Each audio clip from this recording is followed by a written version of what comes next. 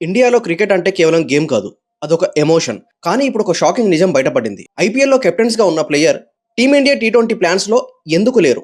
ఐపీఎల్లో మనం చూస్తున్న ప్లేయర్స్ అందరూ సిక్స్లు కొట్టే హీరోలు, క్రౌడ్ని ఎగ్జైట్ చేసే స్టార్స్. కానీ అదే ప్లేయర్స్ ఇండియా జెర్సీ వేసుకోవడానికి ఛాన్స్ రాదు. ఎందుకని? ఇది నిజంగా షాకింగ్ విషయం. ఐపీఎల్లో కెప్టెన్గా ఉన్న వాళ్ళు ఇండియా టీ20 టీంలో లేకపోవడం, ఇది కోయిన్సిడెన్సా లేదా బిహైండ్ ఇంకో స్టోరీ ఏమైనా ఉందా?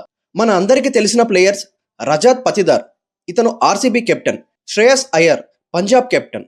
శుభ్మన్ గిల్, ఇతను Gujarat captain. Ruturaj Gaikwad Chennai Super Kings captain. Ajinkya Rahane KKR captain. Riyan Parag Rajasthan captain. Rishabh Pant, ఇతను లక్నో కెప్టెన్.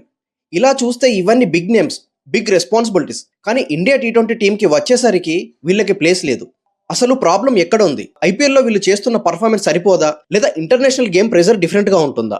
అసలు రియాలిటీ ఏంటంటే ఐపీఎల్లో ఫ్లాట్ పిచ్చెస్ ఉంటాయి.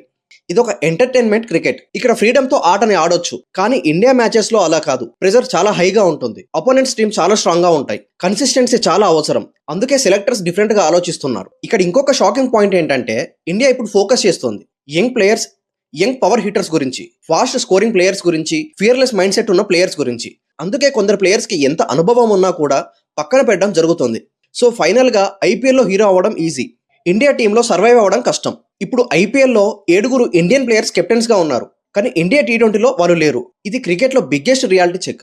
మీరు చెప్పండి, ఐపీఎల్ పర్ఫార్మెన్స్ బేస్ సెలెక్షన్ ఉండాలా, లేదా న్యూ యంగ్స్టర్స్కి ఛాన్స్ ఇవ్వాలా? మీ అభిప్రాయాన్ని కామెంట్లో తెలియజేయండి.